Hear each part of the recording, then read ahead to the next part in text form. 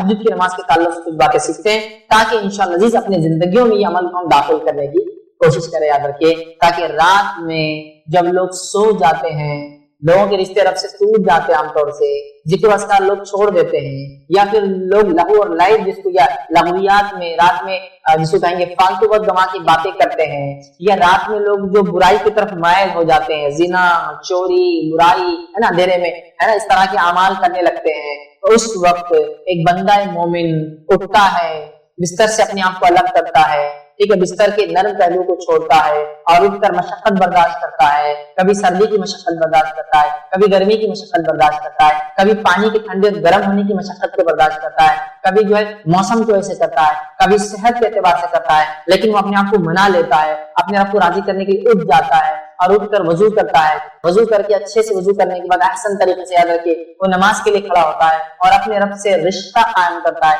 اپنے رب سے تعلق قائم کرتا ہے. یاد رکھیے اللہ کے سامنے عاجزی کرتا ہے، انکساری کرتا ہے، استغفار کرتا ہے، دعائیں کرتا ہے، نماز سے ہٹ کر تلاوت قرآن کرتا ہے. تو رب العزت اس چیز کو بے حد بے حد بے حد پسند کرتا ہے. ہم دن میں تو کرتے ہیں لیکن سب افسوس کی بات ہے ان لوگوں کے لیے جو فرائض ادا نہیں کرتے. چونکہ میں تو نفل کی بات کر رہا ہوں، لیکچر ہی نفل پہ ہو رہا ہے، فرائض پہ تو نہیں ہو رہا. سب افسوس ہے، لیکن نوافل کا اگر یہ اجر ہے تو میں سمجھتا ہوں اس کے اجر کو سمجھ کے آپ فریضے کا یا فرائض کا اجر کیا ہوتا ہے اندازہ لگا سکتے. اور اس بات کو میری یاد رکھیے، اس بات کو یاد رکھیے، سلف صالحین کے نزدیک، صحابہ تابعین تبع تابعین کے نزدیک فرائض تو فرائض تھے، سب کو اس پر عمل کرنا ہی تھا.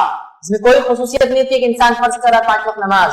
آج تو بولیں کہ 5 وقت نماز پڑھا اپنا فرض تھا یہ، لیکن یہ کوئی خصوصیت نہیں تھی. خصوصیت یہ تھی کہ انسان اللہ رب العزت کے رات میں اپنا تعلق وہ کرے، معلوم، اور بہت اہم تھا. سلف صالحین میں یہ بات عام تھی کہ وہ رات کی نمازیں پڑھتے. کچھ صحابہ کو دیکھا جاتا کہ وہ پوری رات نماز پڑھتے. اب آپ کہیں گے پھر سوتے کب؟ ظاہر سی بات ہے نماز رات بھر پڑھ کے کچھ حصہ سوتے بھی تھے، لیکن اکثر چونکہ نماز پڑھتے تو ہم کہہ رہے پوری رات، اور تو واقعی میں پوری رات نماز پڑھتے تھے، ٹھیک، اور دن میں کسی وقت آرام کر رہے ہیں، پوری رات عبادت کر رہے ہیں. کچھ کہا یہ کہ آدھی رات عبادت کر رہے ہیں، کچھ کہا یہ کہ 1/3 کر رہے ہیں، کچھ کہا یہ کہ 1/5 کر رہے ہیں، کچھ کہا یہ کہ 1/6 کر رہے ہیں، 1/6 رات کو بانٹ رہے ہیں. اور کچھ ایسے بھی تھے جو بہت قلیل مختصر 2 رکعت ہی پڑھ رہے ہیں لیکن پڑھ رہے ہیں.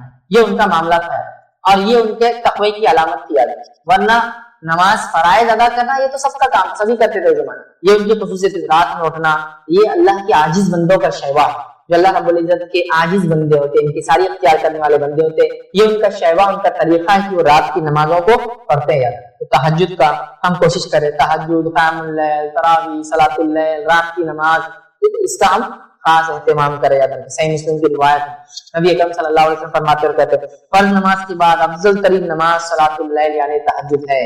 فرض نماز کے بعد سب سے افضل ترین نماز صلاۃ اللیل ہے، مطلب رات کی نماز ہے. اور اکثر علماء نے اس پہ ہی راجع اتفاق کیا کہ اس سے مراد تہجد کی نماز. فرض نماز کے بعد اگر کوئی افضل عبادت ہے تو کون سی عبادت؟ نوافل میں سب سے افضل عمل تہجد ہے. فرض نماز کے بعد اگر کوئی افضل عمل ہے تو صلاۃ اللیل ہے، رات کی نماز ہے. قیام اللیل ہے، رات کا کھڑے ہونا ہے، کھڑے ہونے سے مراد نماز کے لیے کھڑے، رات کی نماز ہے. یہ سب سے افضل عمل ہے. یاد رکھیے فرض نمازوں کے بعد تو ہمیں چاہیے کہ ہم فرائض کا اہتمام کریں، نوافل میں بڑھ چڑھ کر حصہ لیں. کیونکہ جب ہم نوافل کا اہتمام کرتے ہیں تو اللہ رب العزت ہماری بہت تائید اور نصرت کرتا ہے. یاد رکھیے ہمارے دلوں سے بیماریوں کو، پریشانیوں کو، دکھوں کو، تکلیفوں کو دور کر دیتا ہے. ہماری دعاؤں کو، حاجتوں کو، منتوں کو، مرادوں کو قبول کر لیتا ہے. رات کا وقت یاد ہے، اس کے بڑے فضائل ہیں، بڑے فضائل. فرض نماز کے بعد سب سے افضل نماز اگر کوئی نماز ہے نمازوں کے بعد تو وہ صلاۃ اللیل ہے، رات کی نماز ہے، قیام اللیل ہے، تہجد ہے، تراویح کی نماز ہے، یا جو ہے قیام اللیل جس کو ہم کہتے ہیں، یہ یاد رکھیے رات کی نماز ہے. اسی طرح جو ہے یاد رکھیے نبی اکرم صلی اللہ علیہ وسلم خود کی اگر ہم مثال لے لیں تو نبی اکرم صلی اللہ علیہ وسلم کی عادت مبارکہ تھی کہ آپ فرائض کے علاوہ اتنا نفل پڑھتے، خاص طور سے رات میں. کہ روایت کے اندر آتا ہے، بخاری کی روایت ہے، آپ رات کو اتنا طویل قیام کرتے، اتنے لمبے قیام کرتے تھے کہ نبی اکرم صلی اللہ علیہ وسلم کے قدم مبارک سوج جاتے تھے، ایسے سوج جاتے تھے جیسے اب ہٹ جائیں گے. اس کو بولتے اردو ورم آ جانا، سوج جانا، سمجھ رہا؟ سوجن سمجھتے نا، باڈی پھول جاتی ہے ایکسس کام کرنے سے زیادہ. جب ماس پیشیاں جس کو کہتے ہیں، مسلز جو ہوتے ہیں انسانی باڈی میں، جب وہ کسی چیز کا اوور لوڈ ہوتے ہیں، وزن اٹھا لیتے ہیں تو سوج جاتے ہیں، سویلنگس آ جاتی ہے. سمجھ رہا بات؟ اگر کسی نے کثرت کی ایکسرسائز اور زیادہ کر لی اس کے طاقت سے تو اس کی باڈی سوج جاتی ہے. نبی اکرم صلی اللہ علیہ وسلم اتنا کثرت سے قیام کرتے راتوں میں کہ اس قیام کی وجہ سے، اس کھڑے ہونے کی وجہ سے آپ کے قدم مبارک جو ہے سوج جائے. سویل ہو جاتے تھے. سمجھے آپ کہ ایسے سوج جاتے تھے کہ روایت میں الفاظ آتا ہے اس کا ترجمہ علماء کرتے پھٹ جانے کو ہے. سمجھے اتنا آپ راتوں میں کھانا. اور ایک مرتبہ آپ کی ایک زوجہ نے پوچھ لیا, آپ کی بیوی نے پوچھ, اللہ کے رسول صلی اللہ علیہ وسلم آپ اتنی عبادت کرتے حالانکہ آپ کو بخشے بخشائے, آپ کے تو معاملات جو بخشے بخشائے آپ پھر کیوں کرتے ہیں؟ تو کہا کیا میں اللہ کا شکر گزار بندہ نہ بنوں؟ نبی اکرم صلی اللہ علیہ وسلم بخشے بخشائے تو شکر گزار بندہ بننے کے لیے یہ کام کر رہے ہیں. میرے آپ کا حال ہم کو پتہ ہی نہیں کیا ہے. یقین اس نے جن رکھتے اپنے رب سے کہ ہمارا رب ہمارے گناہوں کو معاف کر کے ہماری کوتاہیوں کو معاف کر کے ہم کو بخش دے گا انشاءاللہ, لیکن ہم کو تو پتا بھی نہیں. لیکن اس کے بعد بھی ہم کتنے آرام سے زندگی گزار, اپنی من مانی زندگی گزار, اللہ سے تعلق کمزور سے کمزور ہوتا چلا ہے. یہاں تو میں نفل کی بات کر رہا ہوں, ہمارے فرائض غائب اللہ ہم پر رحم کرے. یہاں تو رات میں اٹھنے کی بات کر رہا ہوں, فجر نہیں ہوئی تو رات میں اٹھنے کا کیا معاملہ, سمجھ رہے ہیں کتنا اہم ہے. یاد رکھیے یہ نمازوں کا ہم خاص اہتمام کریں. نبی اکرم صلی اللہ علیہ وسلم بخشے بخشائے ہونے کے باوجود بھی اتنا پڑھتے کہ پیروں میں سجن آ جاتی, سوج جاتے, پیر موٹے ہو جاتے کہ آپ کی زوجہ پوچھ رہی ہے کہ آپ کو بخشے بخشائے تو کیوں اتنی نماز پڑھتے ہیں؟ آپ فرما رہے کیا میں اللہ کا شکر گزار بندہ نہ بنوں؟ تو ہمیں بھی چاہیے کہ ہم خاص اہتمام کریں. آئیے اور یاد رکھیے خصوصاً رمضان میں نبی اکرم صلی اللہ علیہ وسلم کا معاملہ اور بڑھ جاتا. عام دنوں کی قیام اللیل آپ کی ہوتی ہے لیکن رمضان میں مخصوص عمل آپ کرتے. آئیے صحیح بخاری کی روایت ہم دیکھتے ہیں. روایت کے الفاظ اس طرح سے کہ نبی اکرم صلی اللہ علیہ وسلم قیام اللیل کا خصوصاً رمضان میں اہتمام کرتے. حدیث کے الفاظ اس طرح سے جب ماہ رمضان کا آخری عشرہ آ جاتا آپ صلی اللہ علیہ وسلم اپنی راتوں کو زندہ کرتے, راتوں کو جاگتے اور اپنے گھر والوں کو بھی جگاتے اور عبادت کے لیے کمر بستہ ہو جاتے. نبی اکرم صلی اللہ علیہ وسلم رمضان کے آخری عشرے میں اپنے گھر والوں کو بھی جگاتے, خود بھی جاگتے اور عبادت کے لیے کمر بستہ ہو جاتے. اور ظاہر سے رات میں کون سی عبادت کریں گے؟ قیام کرنا, نماز پڑھنا, مطلب تلاوت قرآن کرنا, ذکر کرنا, استغفار اپنے گناہوں کی معافی مانگنا, دعائیں کرنا, یہی تو تھا. اب ظاہر سی بات ہے عورتوں کا معاملہ لے لے, جو عورتیں پاکیزہ ہے وہی سب کر سکتی, جو ناپاکی کی حالت میں نماز پڑھ کے وہ سب کر سکتی ہے, وہ استغفار کر سکتی ہے. ظاہر سی بات ہے اس کے لیے ان کو غسل کی ضرورت نہیں, استغفار کر سکتی ہے, دعائیں کر سکتی ہے, نماز نہیں پڑھے گی. دیکھ رہے اپنے گھر والوں کو جگاتے اٹھاتے. اور مطلب قیام اللیل تو اہم ہے, رمضان کی قیام اللیل اور اہم ہے, اور رمضان کی آخری عشرے قیام اللیل اور اہم ہے کہ اللہ کے رسول خود جاگ رہے ہیں, گھر والوں کو جگا رہے ہیں. تو ہمیں قیام اللیل کا تو یہی اہتمام کرنا چاہیے, رمضان میں بالخصوص کرنا چاہیے, اور رمضان کے آخری عشرے کی راتوں میں تو اور بالخصوص کرنا چاہیے. اور اس کے اندر بھی اگر اور اندر جاؤں تو رمضان کی آخری عشرے کی طاق راتوں میں تو اور بالخصوص کرنا چاہیے, کیونکہ وہ شب قدر بھی ہو سکتی ہے. پانچوں میں سے کوئی, عام دنوں میں بھی, رمضان میں بھی, رمضان کی آخری عشرے میں 5 راتوں میں جو طاق, ہمیں بہت اہتمام کرنا ہے. قیام اللیل یاد رکھیں, راتوں کی نماز کا یاد رکھیں. اللہ کے رسول صلی اللہ علیہ وسلم خود پڑھتے, گھر والوں کو اپنے حکم دیتے. ٹھیک ہے, رمضان کے اندر آپ اہتمام زیادہ کرتے ہیں. اسی طرح بخاری کی روایت ہے جس نے ماہ رمضان کی راتوں میں قیام کیا, من قام رمضان, جس نے ماہ رمضان کی راتوں میں قیام کیا, نماز پڑھی, ایمان اور اس نیت سے کہ اللہ اس کا اجر دینے والا ہے, غفر له ما تقدم من ذنبه, تو اللہ اس کے پچھلے تمام گناہوں کو معاف کر دیتا. جو رمضان میں قیام کرے راتوں میں اس نیت سے احتساب کی کہ اللہ اس کا مجھے بدلہ دینے والا ہے, تو اللہ رب العزت اس کے تمام پچھلے گناہوں کو معاف کر دیتا ہے.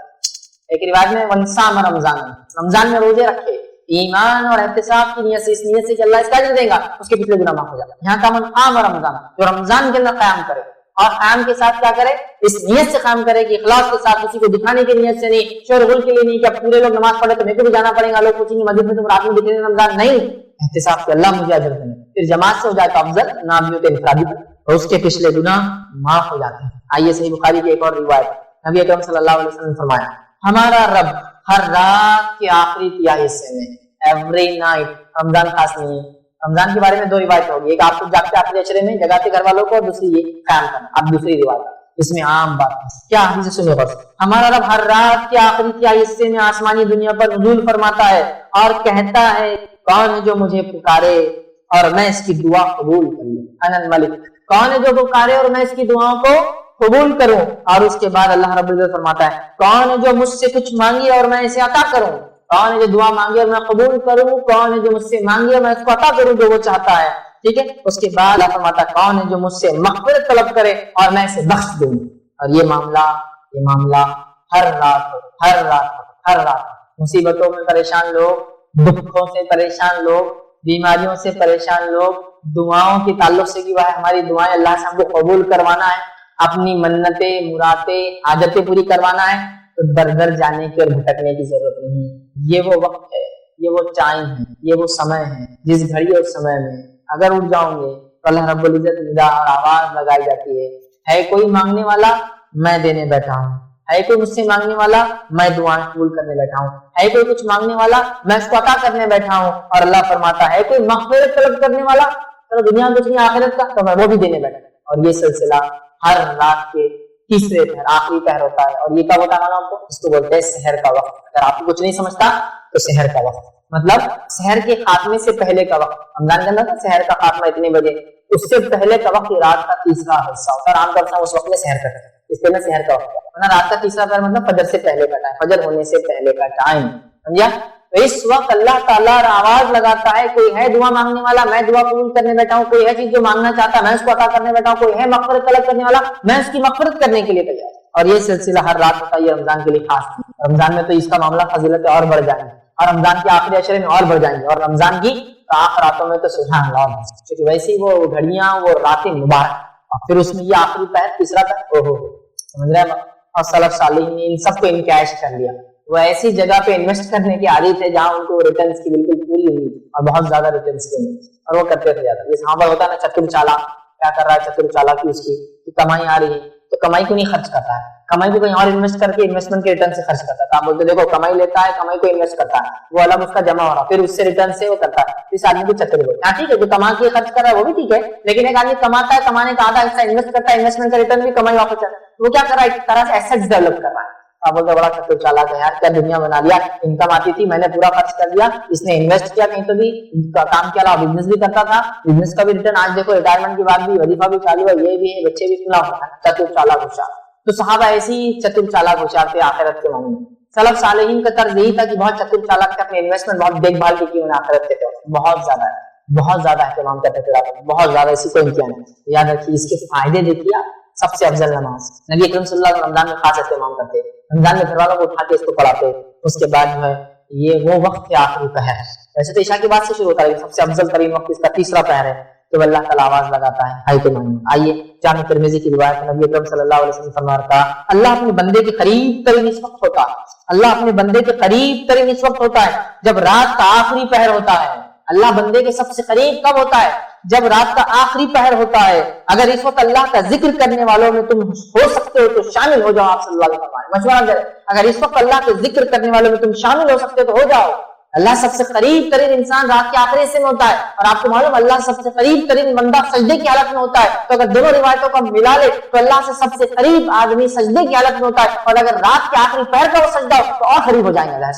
سب سے قریب اللہ بندے سے رات کے آخری پہر ہے، اور حدیث میں آتا ہے کہ سجدے میں سب سے قریب ہوتا ہے. تو کیوں نہ اس وقت نماز پڑھی جائے تاکہ قریب سے قریب ہو جائے. اور جب ایک بندہ اللہ کا محبوب بن جاتا ہے تو دنیا کی وسیلوں کی، دنیا کی چیزوں کی اس کی ضرورت نہیں پڑتی. اپنے معاملات میں نکلوا لیتا اپنے رب سے، ہے نا. جیسا لوگ جان پہچانے تو منوا کے اپنے کام نکال لیتے ہیں، تو جس بندے کی پہچان رب العزت سے ہوتی ہے وہ بنوا لیتا ہے اپنا کام، وہ بنا لیتا اپنی آخرت دنیا میں رہتے ہوئے. تو یہ رات میں ہو سکتا ہے، یہ کما رات میں ہو سکتا ہے. اگر ہم کوشش کریں کہ ہم اس کے لیے جدوجہد بولوں گا آج کے زمانے میں تو کوشش نہیں، مجاہدہ ہو جائیں گے. آج تو بہت اسٹرگل ہے، کیونکہ جو لائف اسٹائل ہم جیتے نا وہ لائف اسٹائل یہ کہ دن بھی برباد اور رات بھی برباد کرنے والا لائف اسٹائل. دن برباد فالتو کاموں میں، رات برباد فالتو کاموں میں، دونوں برباد ہوتے. راتوں میں دیر تک جاگنا اور پھر آدھی رات گئے تیسرے پہر کو سونا، تیسرے پہر سے سونا تو سورج چڑھنے تک سوتے رہنا، تو تب جا کے ہمارا معاملہ ہوتا ہے. یاد رکھیے اس اصول کو یاد رکھیے. جو قومیں سورج کو اٹھاتی ہے دنیا میں کارنامے انجام دیتی ہے، اور جن کو سورج اٹھاتا ہے وہ کچھ نہیں کر پاتی. مطلب جو قومیں سورج نکلنے سے پہلے اٹھ جاتی ہے دنیا میں کچھ کر جاتی ہے، اور جن کو سورج نکلنے کے بعد اٹھاتا ہے تو وہ کچھ زیادہ نہیں کر پاتی. سمجھ رہے بات کو؟ تو بہرحال ہم لوگ تو سب برباد کریں، اس کام کو مجاہدہ کرنا، کوشش کرنا اور یہ عمل کرنا ہے. آئیے صحیح مسلم کی روایت ہے نبی اکرم صلی اللہ علیہ وسلم کہتے ہیں رات میں ایک گھڑی ایسی آتی ہے، رات میں ایک گھڑی ایسی آتی ہے کہ اس میں کوئی مسلم بندہ اللہ تعالیٰ سے جو کچھ مانگتا ہے اللہ تعالیٰ اسے دے دیتا ہے. رات میں گھڑی ایسی آتی ہے کہ اس میں ایک مسلمان بندہ جو کچھ اپنے رب سے مانگتا ہے اللہ اسے دے دیتا ہے. اور یہ گھڑی ہر رات میں آتی رہتی ہے. یہ کوئی سال میں ایک دن مخصوص شب قدر وغیرہ نہیں، یا پھر ذی الحجہ کے پہلے 10 دن نہیں، یا پھر حرمت والے مہینوں میں نہیں. یہ ہر رات میں مسئلہ ہوتا ہے، ہر رات یہ ایسا ہوتا ہے کہ ایک گھڑی آتی ہے اور اس میں بندہ مسلمان کوئی چیز مانگے. ظاہر سی بات ہے میں یہ روایت رکھتا ہوں کہ انسان نماز پڑھے اور پھر مانگے تو کیا مبالغہ ہو جاتا ہے. نیکی کے ساتھ کوئی چیز مانگنا، نیکی کے ساتھ اعمال قبول کرنے کے اللہ سے دعا کرنا، نیکی کے ساتھ اللہ سے مغفرت کی طلب کرنا، اللہ قبول کرتا ہے، خوش ہوتا ہے. لیکن یہاں تو وہ بندہ یا وہ بندی بھی اللہ کی، اور جیسے کہ عورتیں سوال کرتی بس پاکیزگی کی حالت میں نہیں ہے، تو یہاں تو مانگنے کا لفظ یہ نہیں کہ نماز پڑھ کر مانگے، नमाज पढ़ के मांगने वाले के लिए तो और अफजल हुआ, लेकिन वैसे भी मांग सकता है एक बंदा, लेकिन वो घड़ी कब आती है हम नहीं जानते। तो जो लोग परेशान है, दर दर घूम रहे, महीनों और सालों अपनी जिंदगी बर्बाद करे, रातों में जागो ना और मनवाओ अपने रब को, कर लो अपनी दुआएं, करा लो अपनी दुआएं कबूल। इतनी बातें आ रही कि रात में एक घड़ी ऐसी आती है जिस घड़ी में एक मुसलमान जो दुआ करता है, जो मांगता है, अल्लाह ताला उसको अता कर देता है। और ये घड़ी हर रात आती है, ये घड़ी कोई मामला खास नहीं है, सारा साल होता है। तो कहाँ ढूंढ रहे हैं हम, इधर परेशान है, किससे मांग रहे हैं, इधर है रास्ता। ये है रास्ता कि रातों में तहज्जुद का एहतमाम फिर दुआएं, और रातों में नमाज का एहतमाम फिर दुआएं, और सज्जों में दुआएं, और इस्तिग़फ़ार और कसरत से दुआएं, और अल्लाह की तस्बीहात और तिलावत कुरान नमाज की शक्ल में, ये बगैर नमाज के पढ़ने की शक्ल, समझ रहे हैं। बहरहाल हमको ये तमाम चीजें करना है। तो रात में अगर इंसान जागता है और तहज्जुद का एहतमाम करता है तो दिलों को जिंदगी मिलती है, दिलों को जिंदगी मिलती है। वो इरादे या वाज़ जो पस्त हो चुके हैं उनमें एक नई जिंदगी आती है। आपने सब कुछ कर लिया दुनियावी एतबार से, आप थक गए हैं, अब रात में उठ के इबादत करिए अपने रब को राज़ी कीजिए। देखिए वो जो आज़म थे अल्लाह पूरे कर, वो जो इरादे थे अल्लाह पूरे कर। आप दुनियावी एतबार थक चुके हैं, अब उसमें एक नई जान अल्लाह ताला दा, तो रातों में उठने से जिंदगी मिलती है। वो आज़म जो खत्म हो चुकी है, पस्ता हो चुकी है, उसमें नई तवानाई और नई जोश जान आती है।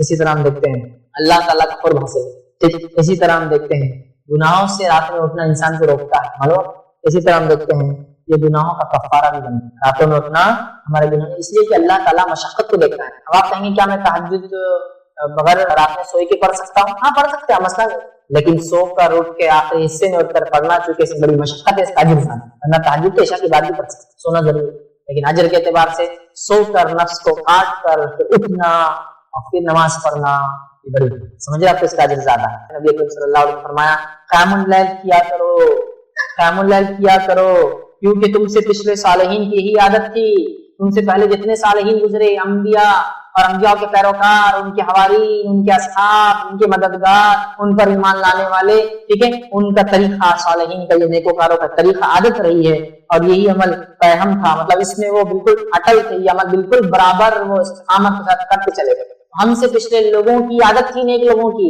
और हमें भी अपने से पिछलों के नेक तरीके पर और अच्छी आदतों पर चलना है, और पिछली कौमों ने जो गलतियां की उससे बचना है, याद है ना। दुआएं भी करते तो गैरिल मग़ज़ूबी अलैहिम, हम बोलते ना सिरातल लज़ीना अनअमता अलैहिम, उस रात पे तेरा जिन पे तेरा इनाम हुआ, ये इनाम वाले लोगों का तरीका था रात में अपना। गैरिल मग़ज़ूब और पिछले लोगों ने जिस पे ग़ज़ब और निमत हमें शुमार कर, और ज़ालिमीन जो भटक गए, दुआएं करते हैं, तो पिछले लोगों का तरीका, नेक लोगों का जिन पे इनाम हुआ और रातों को उठा, ये आजिज बंदों का शेवा तरीका, अल्लाह के नेक बंदों का शेवा है कि उठते जाने, तिरमिज़ी की रिवायत थी। इसी तरह जो है वहाब बिन मुनब्बह रहमतुल्लाह अलैह एक ताबई है, तो फरमाते हैं और कहते हैं, उनका ख्वाब देखिए, क़यामुल लैल से बदसूरत के चेहरे पर अल्लाह ताला चमक दे देता है गुनाहों की वजह से। वो आदमी नहीं कि अब आप बोलेंगे अमेरिकन और यूरोपियन तो पूरे गोरे होता है, बिल्कुल क्या बदसूरत को नहीं, कॉन्टेक्स्ट, इंसान की बदअमलियां उसके चेहरे को काला कर देती है, उसकी बदअमलियां उसको बेकार बेनूर कर देती है। तो ये फरमाते हैं किताबई है, तो फरमाते वहाब बिन मुनब्बह रहमतुल्लाह अलैह, वो कहते हैं क़यामुल लैल से बदसूरत के चेहरे पर चमक आ जाती है, जिसको बोलते हैं ना, आप किसी के चेहरे को देखकर अरे क्या चेहरा है यार ये आदमी का, उसका रंग कुछ भी हो सकता है, लेकिन उसके चेहरे को देखकर आप फ्रेश हो जाते हैं, आप में मोटिवेशन जनरेट होता है, आप खुश होते हैं कुछ लोगों के चेहरे पे। तो फरमाते हैं कि अल्लाह ताला क़यामुल लैल से बदसूरत चेहरे पर चमक आ जाती है, तो फरमाते हैं इसकी बदौलत जलील आदमी को अल्लाह इज्जत नसीब कर देते हैं। अब जाचिया जो रात को उठ के नमाज पढ़ रहा, तो फराइज का एहतमाम तो हो ही चुका होगा ना उसका, अल्लाह ताला उसके इन अमाल फराइज और नफिल में इजाफा और रातों में उठने की बदौलत क्या करता है, उसके लिए ये करता है कि जलील आदमी को अल्लाह इज्जत दिला देता है। और कई लोग जो अमाल के एतबार से जलील थे, गुनहगार थे, जब अल्लाह हुजूर में जो तौबा किया, सच्ची तौबा की और ईमान लाए, और उसके बाद जो नबी ने जिस वक्त में मौजूद थे उस नबी पर ईमान ला के उसके तरीके पर चले और अल्लाह रब्बुल इज्जत को राजी करने की कोशिश की, तो वो एकदम जलील थे अमाल के एतबार से, अल्लाह ने इज्जत बख्श दी दुनिया में। तो चोर और डाकू था, ईमान लेकर आया, अल्लाह ने इज्जत बख्श, समझ रहा। तो कोई अल्लाह का नेक बंदा बन गया जिसके वाकया, जिसकी बुराइयां मशहूर थी समाज, ये होता है। तो वो कहते हैं कि अल्लाह जलील को इज्जत दे देता है, ठीक है। और फिर फरमाते हैं रोजेदार की शहवानी कुव्वतों को कमजोर कर देता है, और मोमिन के लिए जन्नत से पहले राहत और आराम की कोई जगह नहीं। दिन में रोजा रखने से शहवानी कुव्वतें कम होती है, और रात को जागने से चेहरे पर नूर और इज्जत मिलती है, समझ रहा। कितनी बड़ी बात। अब जो वाकई में फराइज पे अमल कर रहा है वो अपने नूर को और बढ़ा ले, अपनी इज्जत को और बढ़ा। जो अमल नहीं करता है वह फराइज से अमल करके इस तरफ भागने की कोशिश करे। ये ग्रेस मार्क्स की बात हो रही, जितनी भी नौकरी की बात करें, नाफिल फर्ज के बाद ही अजर देते हैं यार, तो समझ अरे इतने फायदे तो मैं फर्ज नहीं करती, ये करूंगा, ये तो तब अजर देंगे जब फराइज होंगे, ये बात याद रखिए, ठीक है। आइए आगे। عبداللہ بن عباس رضی اللہ عنہ فرماتے ہیں، ان کا قول فرماتے ہیں، جو شخص یہ چاہتا ہے کہ اللہ تعالیٰ اس کے لیے قیامت کا طویل قیام آسان کر دے، جو شخص یہ چاہتا ہے کہ اللہ تعالیٰ قیامت کا طویل قیام اس کے لیے آسان کر دے، اسے چاہیے کہ وہ اپنے آپ کو راتوں کی تاریکی میں سجدے اور قیام کی حالت میں اللہ کے سامنے حاضر کرے۔ قیامت کا قیام بہت لمبا ہے، 50 ہزار سال کا، لیکن حساب و کتاب لوگوں کے ہوں گے نہیں شروع، پسینے کے یہ عالم ہوا کہ لوگ اپنے گناہوں کے اعتبار سے پسینے میں ڈوبے ہیں، ٹکنے گھٹنے ناکوں تک ڈوبے، یہ حال اس کو قیام ہے لمبا۔ وہ کہہ رہے ہیں جو طویل قیام سے اپنے آپ کو بچانا چاہتا ہے آخرت، اسے چاہیے کہ رات کی تاریکی میں سجدے اور قیام کی حالت میں اللہ کے سامنے پیش کرے اپنے آپ کو، اور اس کے دل میں قیامت کے دن کا ڈر اور رحمت الہی کی امید ہے۔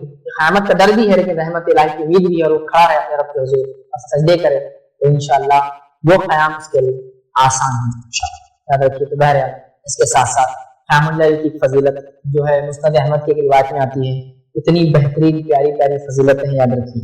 ایک کی بعد ایک حدیث میں آتی ہے، یہ حدیث میں آپ کے سامنے رکھتا ہوں، آئیے حدیث کے الفاظ سنیے۔ نبی اکرم صلی اللہ علیہ وسلم فرماتے ہیں، تم رات کا قیام ضرور کیا کرو، تم راتوں کی نمازیں ضرور پڑھا کرو، تم عشاء کے بعد سے لے کے فجر سے پہلے تک کچھ نہ کچھ نمازیں ضرور پڑھا کرو، نام تہجد بولو، تراویح بولو، قیام اللیل بولو، تم پڑھا کرو، تم راتوں کا قیام ضرور کیا کرو، کیونکہ یہ تم سے پہلے صلح کی عادت تھی، تم سے پہلے کے نام والے لوگوں کی، نیک لوگوں کی عادت تھی۔ تو پہلا فائدہ، رات کی نماز نیک لوگوں کے نقش قدم پر چل رہے ہیں۔ دوسرا فرماتا ہوں عادت کی، اور رات کا قیام اللہ سے قریب کرتا ہے، رات کا قیام اللہ سے قریب کرتا ہے، دوسرا فائدہ۔ تیسرا فرماتا ہوں گناہوں سے بچاتا ہے، اور دن میں گناہوں سے بچنے کی صلاحیت پیدا ہوتی ہے اگر قیام کریں گے رات میں تو۔ چوتھا فائدہ سنیے، فرماتے ہیں آپ صلی اللہ علیہ وسلم، اور برائیوں کو مٹا دیتا ہے، جو پچھلا ہو گیا وہ نام اعمال برا کلیئر ہوتا ہے، نیا نام اعمال میں گناہ انٹری نہیں لیتے، گناہوں سے دن میں بچاتا ہے، پچھلے جو گناہ ہو گئے ان کو مٹاتا ہے۔ پانچواں فائدہ سنیے، غور سے سنیے، برائیوں کو مٹاتا ہو گیا، پانچواں فائدہ، اور جسمانی بیماریوں کو دور کرتا ہے۔ کون سا ایسا انسان ہے جو بیمار نہیں؟ کون سا ایسا انسان ہے جو کہے گا میرا نام عمل تو نیکی سے چلے؟ کون سا ایسا انسان ہے جو کہے گا گناہ میں نہیں کرتا ہوں؟ کون سا ایسا انسان ہے جو یہ کہے کہ جو پچھلے گناہ ہے وہ مٹانا نہیں چاہتا؟ کون سا ایسا انسان ہے جو کہے کہ میں سلف صالحین کے ہم سے پچھلے گزرے ہوئے نیک لوگوں کے طریقے میں نہیں چلنا چاہتا ہوں؟ یہ نیک لوگوں کا طریقہ تھا، یہ کرنے سے، رات قیام کرنے سے اللہ تعالیٰ کے ہم قریب ہوتے ہیں۔ کون سا انسان اللہ کے قریب نہیں چاہتا؟ یہ کرنے سے ہمارے دن میں گناہ نہیں ہوں گے انشاءاللہ۔ تو اللہ گناہ سے بچاتا ہے، پچھلے گناہوں کو مٹاتا ہے، اور بیماریوں سے پورے علاج، پورے مسائل کا حل، پورے پرابلم کا سلوشن رات میں جاننا ہے۔ رات میں تو جاگے میں سے کوئی ڈاؤٹ نہیں ہے۔ یہ طریقے جو صلح نیک لوگ کرتے تھے، قیام، تلاوت قرآن، استغفار، ذکر و اذکار، دعائیں، نماز لمبی، یہ سب کر کے ہم کو راتوں کو جاگنا ہے، اپنے جگہ جو ہم نے بنا لیا۔ رکھیے یہ بڑی اہم بات ہے، یاد رکھیے۔ اور اللہ رب العزت جو ہے قرآن میں فرماتا ہے اور کہتا ہے، امن هو قانت آناء الليل ساجدا وقائما يحذر الآخرة ويرجو رحمة ربه قل هل يستوي الذين يعلمون والذين لا يعلمون۔ اللہ فرماتا ہے بھلا جو شخص راتوں کی اوقات سجدوں اور قیام کی حالت میں گرتا ہو، آخرت سے ڈرتا ہو اور اپنے رب کی رحمت کی امید رکھتا ہو، بھلا جو شخص، اللہ فرماتا ہے، راتوں کے اوقات میں سجدے کرتا ہو اور قیام کی حالت میں جو گزارتا ہو اور آخرت کے ڈر اور اس کی بھلائی، جو شخص راتوں کے اوقات میں سجدے اور قیام کی حالت میں گرتا ہو، آخرت سے ڈرتا ہو اور اپنے رب کی رحمت کی امید رکھتا ہو، آگے اللہ فرماتا ہے بتاؤ بھلا علم والے اور بے علم کیا برابر ہو سکتے ہیں؟ مطلب اللہ تعالیٰ نے رات میں جو سجدے کرتا ہے، قیام کرتا ہے، اس کو کمپیر کر کہا کہ کیا وہ لوگ جو علم رکھتے ہیں اور جو علم نہیں رکھتے برابر ہو سکتے ہیں؟ تو یہاں دیکھیے خاص طور سے اللہ فرماتا ہے رحمت کی امید رکھتا ہو، ٹھیک ہے، اور وہ سجدے اور قیام کرتا ہے، اور خاص طور سے لیل میں، رات میں۔ تو رات میں جو قیام کرتا ہے، رات میں جو سجود کرتا ہے، تو اللہ فرما رہا ہے کہ وہ لوگ جو آخرت کو سمجھتے ہیں، علم رکھتے ہیں، تو کیا وہ لوگ جو علم رکھتے ہیں اور علم نہیں رکھتے کیا دونوں برابر ہو سکتے ہیں؟ تو ہمیں یہ عادت ڈالنا چاہیے، راتوں میں قیام کی یاد رکھیے، اور راتوں کو ہم طویل لمبا قیام کرنے کی کوشش کریں، اللہ کا تقوی اختیار کرے، یاد رکھے راتوں کو کم آرام کرنے کی کوشش کرے، اور صحت کے وقت خاص طور سے اللہ تعالیٰ سے مغفرت طلب کرے۔ کیوں؟ اس لیے کہ اللہ رب العزت نے سورہ زاریہ سورہ نمبر 51 آیت 18 اور اسی طرح سورہ آل عمران میں ایک جگہ فرمایا اور کہا وبالاسحار هم يستغفرون، مومنوں کی صفت ایک یہ ہے کہ وہ سحر کے وقت میں استغفار کرتے ہیں۔ کیا فرمایا اللہ نے؟ وبالاسحار هم يستغفرون، وہ لوگ سحر کے وقت استغفار کرتے، چونکہ اس آخری پہرے رات کا اور سب سے افضل گھڑی ہے، اللہ رب العزت نچلے آسمان پہ ہوتا ہے اور بندہ اللہ سب سے قریب ہوتا ہے، اور روز آواز لگائی کوئی مانگنے والا اور کوئی مغفرت طلب کرنے والا میں مغفرت دوں۔ تو جو ہے استغفار کا وقت ہے، یاد رکھیے۔ تو ہمیں چاہیے ہم کوشش کریں کہ اللہ تعالیٰ سے راتوں میں اٹھ کر خوب جو ہے توبہ کرے اور خوب ہم جو ہے استغفار کرے، یاد رکھیں۔ اور یاد رکھیں سلف صالحین کے قول میں سے قول ہے۔ ابو سلیمان دارانی رحمۃ اللہ علیہ فرماتے اور کہتے ہیں، یہ تاریخ دمشق میں ان کا یہ قول ملتا ہے، وہ کہتے ہیں کرنے والوں کو راتوں کے قیام میں لہو و لعب میں مشغول لوگوں سے بھی زیادہ لذت ملتی ہے۔ جو لوگ راتوں کو جا کر رب کو راضی کرنے کی کوشش کرتے ہیں نا، ان لوگوں کو جو لوگ راتوں میں جا کے لہو اور لعب مستی کر رہے ہیں یا جو ہے منمانی کر رہے ہیں یا اللہ کی عبادت کے خلاف کام کر کے راتیں گزار رہے ہیں، وہ کہہ رہے ہیں جو راتوں میں عبادت کرتا ہے نا، اس آدمی کو جب اس کی لذت کا پتہ چل جاتا ہے، لذت لگ جاتی ہے، تو اس کو ان لوگوں سے زیادہ اس میں مزہ آنے لگتا ہے۔ ہوتا ہے نا، لوگ چوراہوں میں بیٹھنا پسند کرتے رہتے ہیں، لیکن اس میں وہ کہتے ہیں اس سے زیادہ مزہ آنے لگتا ہے ان لوگوں کو جو راتوں میں جاگنے کے اللہ کی عبادت کے عادی ہو جاتے ہیں۔ پھر وہ کہتے ہیں لذت ملتی ہے، اگر رات نہ ہوتی تو اس دنیا میں زندہ باقی رہنے کی کوئی چاہت نہ ہوتی ہے۔ رات میں تو دنیا میں دن میں تو پریشان حال ہے لوگوں میں، رات میں اکیلا بندہ اپنے رب کے قریب ہوتا ہے۔ اسی طرح جو ہے ابن عمر عبداللہ بن عمر رضی اللہ عنہ کا قول ہے، طفاد بن سعد میں روایت کا قول ہے، کہتے ہیں مجھے دنیا کی ان کے وفات کا وقت قریب آ گیا، موت کا وقت قریب آیا، تب وہ کہنے لگے اور فرمانے لگے مجھے دنیا کی کسی چیز کو چھوڑ جانے کا کوئی افسوس نہیں، مجھے دنیا کی کسی چیز کو چھوڑ کر جانے کا افسوس نہیں ہے۔ پھر فرماتے اور کہتے ہیں افسوس نہیں ہے، البتہ شب بیداریوں اور راتوں کی عبادت سے محروم ہو جانے کا افسوس نہیں ہے۔ دنیا کو چھوڑ کے جانے کا کوئی افسوس نہیں، مال متاع جائیداد بیوی بچے افسوس نہیں، صرف ایک چیز کا افسوس ہے جو اکیلے میں رات کی عبادت کرتا تھا، اللہ سے قریب ہوتا تھا، وہ وقع نہیں ہے۔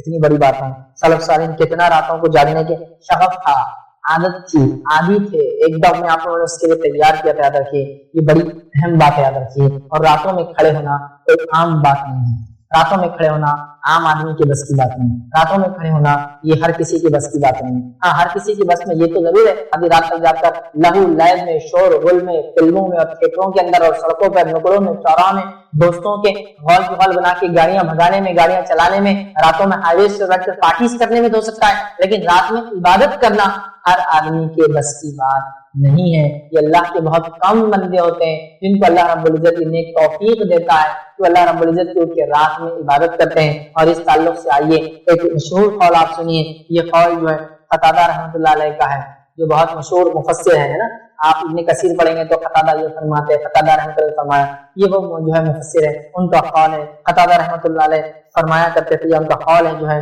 ان کے قول میں کیا ہے، وہ کہتے تھے منافق کبھی بھی اطاعت الہی کے لیے راتوں میں جاگ نہیں سکتا۔ وہ کہا کرتے تھے منافق کبھی بھی اطاعت الہی کے لیے راتوں میں نہیں جاگ سکتا۔ تو منافق تو ویسے فرض بھی دکھانے کو کرتا ہے تو رات میں کیوں جاگنا ہو؟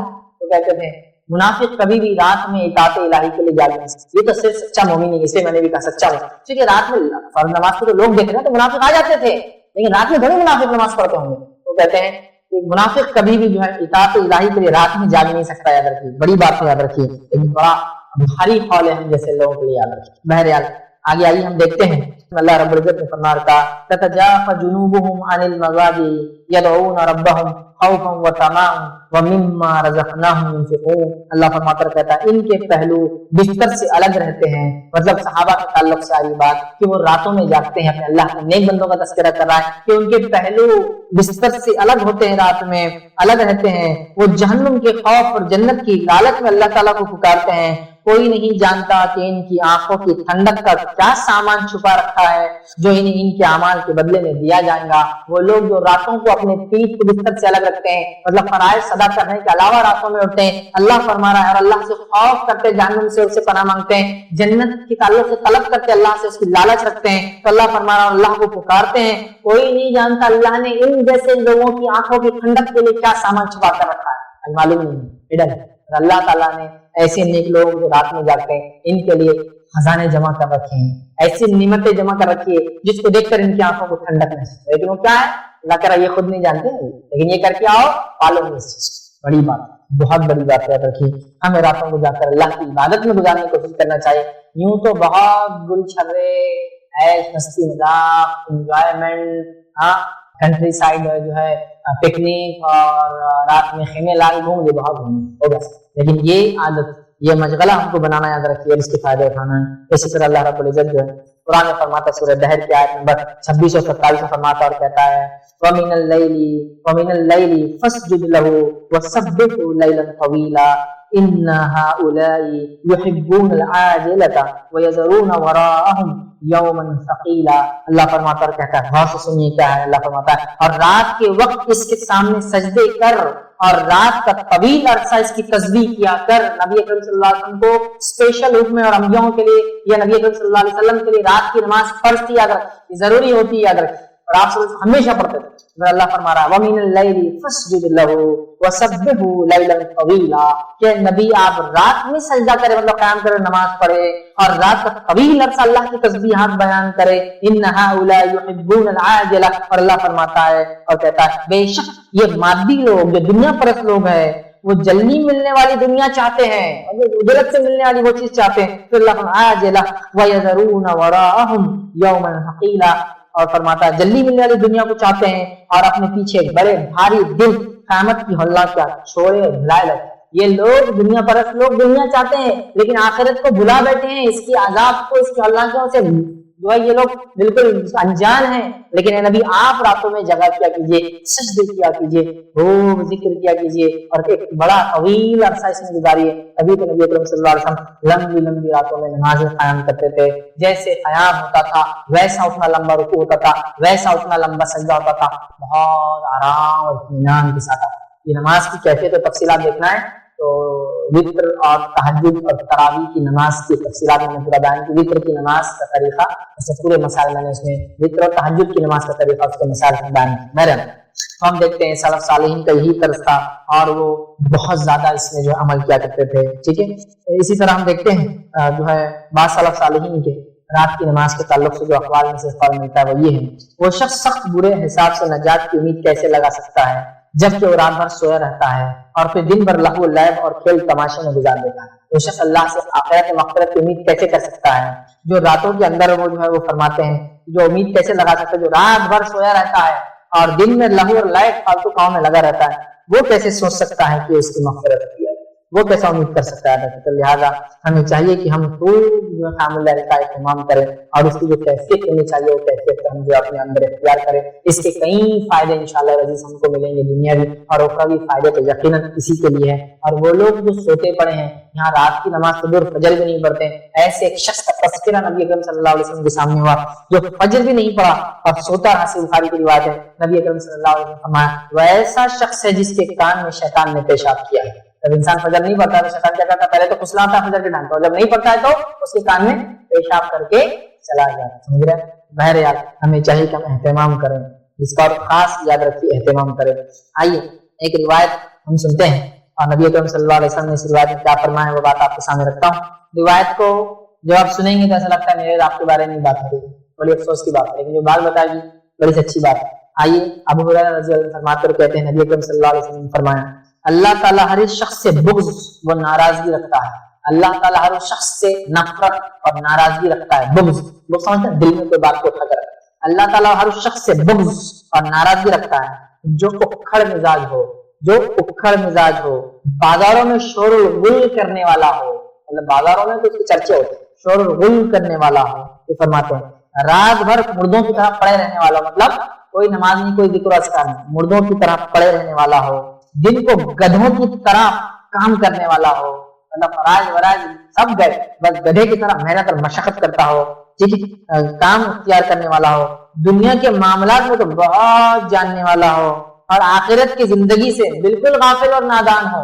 تذکرہ جب میں پڑھا تو مجھے لگا اللہ مجھ پر رحم کرے, میرا یہ آپ کا تذکرہ اور ہم لوگوں کا تذکرہ. ایسا انسان ہے سنیے اس کی کیفیت. اللہ ایسے انسان سے بغض اور نفرت کرتا ہے جو انسان کہتا اکھڑ مزاج ہو, مزاج کو بدلو اپنے. دوسرا فرماتے ہیں وہ انسان جو بازاروں میں شور و غل کرتا ہو, مطلب بڑے چرچے ہو اس کے, راتوں کو بالکل مردے کے جیسا سوتا ہو, کوئی ذکر و اذکار کوئی تلاوت کوئی نماز نہیں پڑھتا ہو, دن گدھوں کی طرح محنت کرتا اور کام کرتا ہو, دنیا میں چتر و چالاک ہر چیز کا علم ہو اور آخرت کا پورا غافل ہو.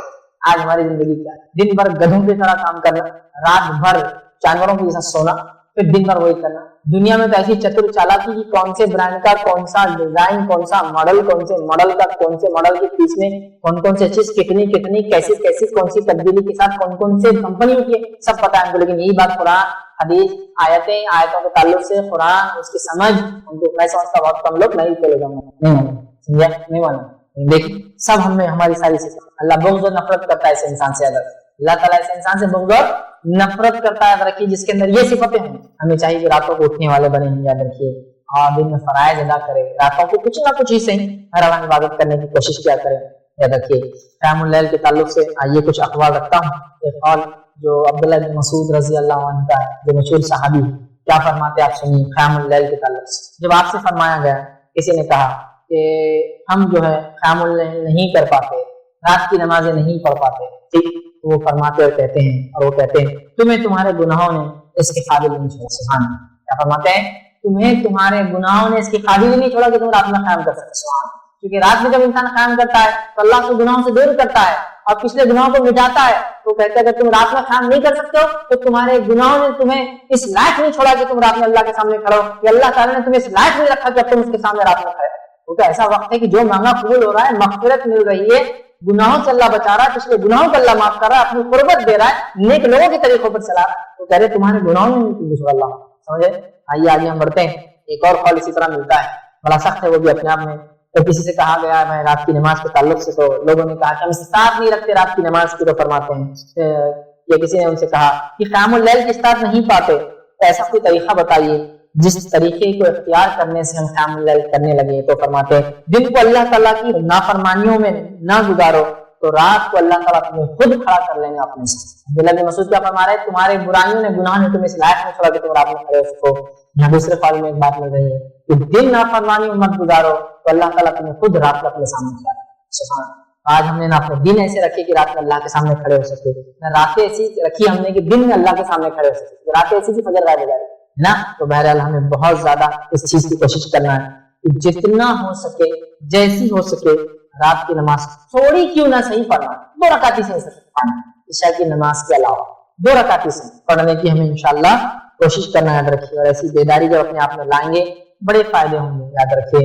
ابو داؤد کی روایت ہے، اور صرف ہم کو نہیں جاننا، آپ نے بھی بچوں کو بھی جگانا۔ ابو داؤد کی روایت، نبی اکرم صلی اللہ علیہ وسلم فرمائے اللہ تعالیٰ ایسے آدمی پر رحم فرمائے جو رات کو اٹھا اور نماز پڑھی، اور اس نے اپنی اہلیہ بیوی کو بھی اٹھایا اور اس نے بھی نماز ادا کی، اور اگر اس نے اٹھنے سے پسو پیش کیا، مطلب بیوی اٹھنے کو تیار نہیں تھی، تو اس نے چہرے پر پانی کا چھینٹا مارا۔ اور اللہ تعالیٰ ایسی عورت پر رحم کرے جو رات کو بیدار ہوئی اور اس نے نماز پڑھی، پھر اس نے اپنے شوہر کو بیدار کیا، اگر وہ نہیں اٹھا تو اس نے اس کے منہ میں پانی مارا۔ یہ فجر کی پہلے کی بات ہے۔ اور ماں عائشہ رضی اللہ عنہا فرماتی ہے نبی اکرم صلی اللہ علیہ وسلم مجھے رات میں اٹھاتے تہجد کے لیے، اور رات میں پانی مار کے تین تو گدھے کو پیچھے کرے، اٹھتا ہی نہیں۔ اب میں ایک ہی بات 25 شرک آپ کے سامنے رکھتا ہوں، ایک ہی پوائنٹ کے اندر کئی پوائنٹس میں نے کور کیے تاکہ اس سے ریلیٹڈ پورے ایشوز یقیناً مکمل نہیں ہیں، کچھ حد تک کوشش کی جو شرک نظر آتے آپ کے سامنے رکھتا۔ پہلا پوائنٹ، اللہ کے علاوہ کسی کو پکارنا مدد کے لیے، حاجت روائی کے لیے، جو فوق الاسباب ہو، کسی سبب سے اونچا ہو، شرک ہے۔ اب اس کا کیا معنی ہے؟ اللہ کے علاوہ کسی اور کو پکارنا مدد کے لیے، حاجت روائی، مشکل کشائی کے لیے، فوق الاسباب کیا ہے؟ اللہ نے کچھ لوگوں کو صلاحیتیں دے رکھی، ان صلاحیتوں کے تحت آواز دینا جائز، اس کو تحت الاسباب، سبب کے تحت، فوق الاسباب، سبب سے اونچا۔ جیسے آپ گڑھے میں گر گئے اور بازو سے ایک انسان جا رہا ہے، اللہ نے اس کو طاقت دی آپ کو کھینچنے کی، آپ بول سکتے ہیں اے فلاں مجھے اٹھا لو، یہ شرک نہیں ہو۔ ورنہ بہت سے لوگ ہوتے ہیں یہ جو ہے وہابڑے بولتے یہ شرک ہے، وہ شرک ہے، پھر ان کی امی سے کھانا کیوں مانگتے ہیں، ابا سے کھانا کیوں مانگتے ہیں، ایسا بولا پھر دے دو، شرک ہو گیا نا، مانگ رہے ہیں تم۔ میرے بھائی تحت الاسباب مانگنا جائز ہے، فوق الاسباب نہیں مانگتے نا۔ ابا اگر دبئی میں تو میں یہاں سے بولتا ابا کھانا دو، امی کھانا دو، امی سامنے ہے، صحت اچھی ہے، پکانا آتا تو بولتا امی کھانا دو۔ تحت الاسباب، سبب کے تحت اللہ نے صلاحیت دی تو مانگ رہا ہوں، سمجھ رہے؟ فوق الاسباب مانگنا تو کسی کو مدد کے لیے، حاجت روائی کے لیے، مشکل کشائی کے لیے آواز دینا فوق الاسباب، سبب سے اونچا۔ دفن منو مٹی نیچے اور آواز دے رہے مدد کر، فوق الاسباب، سبب۔ زندہ بھی ہوتے تو کبھی کبھی انسان مدد نہیں کر پاتا ہے، تو ہوتا ہے آپ کنویں میں گر گئے، کوئی انسان جا رہا سوکھا کنواں ہے، کیا کرے گا وہ؟ بولے گا ارے بھائی رکو، آپ میرے کو مدد لانا پڑیں گی، اس لیے کہ رسی نہیں ہے، سیڑھی نہیں ہے، میں اتر نہیں سکتا ہوں، میری صحت نہیں، مجھے عادت نہیں ہے، اتنا خطرناک ہوا ہے، سمجھے نا؟ اس کی بھی سبب سمجھ۔ تو فوق الاسباب آواز دینا، جیسا کہ کوئی فلاں جگہ دفن ہے اور آپ یہاں سے بولے فلاں مدد کر، یہ ہوا شرک۔ لیکن بازو ایک انسان کھڑا، میں کہوں بھائی میری مدد کے لیے آؤ، یہ شرک نہیں۔ اب لوگ اللہ کے ولی مدد نہیں کر سکتے اور بازو کے آدمی کو آپ بلا رہے، وہ تحت الاسباب بلایا جا رہا ہے، فوق الاسباب ہم آواز نہیں دے رہے اس کو، سمجھ رہے بات؟ لوگ یہاں سے آواز دے رہے، یا فلاں مدد کر، پتہ نہیں وہ کہاں بغداد میں ہے، پتہ نہیں کہاں وہ دفن ترکی میں ہے، یہاں سے آواز دے رہے، سمجھا؟ نہیں ہوتا، یہ فوق الاسباب ہے۔ تحت الاسباب، ڈاکٹر کے پاس جا کے کہنا اس کو زخم ٹھیک کر دو، مطلب علاج کرو، جائز ہے، کیونکہ ڈاکٹر کو صلاحیت اللہ نے دے رکھی ہے، تحت السبب، اس کے سبب کے تحت بول رہے علاج کا۔ ایک عام آدمی کو آپ بولتے ہیں کہ میرا علاج کرو، نہیں، آپ معلوم علاج نہیں کر سکتے۔ فوق الاسباب، آپ کسی جگہ جا رہے اور کہہ رہے اے فلاں میرا یہ ٹھیک کر دے، اور وہ بیچارہ فلاں خود مرا ہوا ہے، وہ کیا ٹھیک کرے؟ سمجھ رہے آپ؟ یہ اصل چیز، پہلی چیز جو کہ بالکل ہمارے پاس عام ہے۔ اور بہت سے لوگوں کو دیکھا گیا، ایک صاحب اللہ ان کو رحم کرے، ہدایت دے، ان کو پتا تھا کہ یار یہ لوگ توحید کی بات کرتے ہیں، یہ کتاب و سنت کی بات کرتے ہیں، تو ان کی گاڑی کبھی چالو نہیں ہوتی، تو اتنے بار اللہ رحم کرے کفر کو دہرانا، میں کفر نہیں، علم کے لیے بتا رہا ہوں، ہر بار ایک ولی کا نام لے کے کک مارتے تھے، کیکا مارتے تھے، تاکہ کچھ تو میں نے جواب دینا، ایسا ویسا میں کچھ نہیں کہتا تھا، جو کرنا ہے کر بھائی، تیری مدد کو اگر آنا ہوں گے تو آپ بھی جائیں، ہر روز ایک نیا پکارتے تھے، صرف اس لیے کہ وہ جلائیں گے اپن، یہ فلاں ہے۔ میرے بھائی یہ جلن دنیا کی تھوڑی سی ہو سکتی ہے، آخرت میں آپ کیا کر رہے ہیں ذرا سوچ، اور اتنا بھی اپنے ولیوں کو چلر بنا دینا میں سمجھتا ہوں ٹھیک نہیں، کی کے لیے بلایا جا رہا ہے،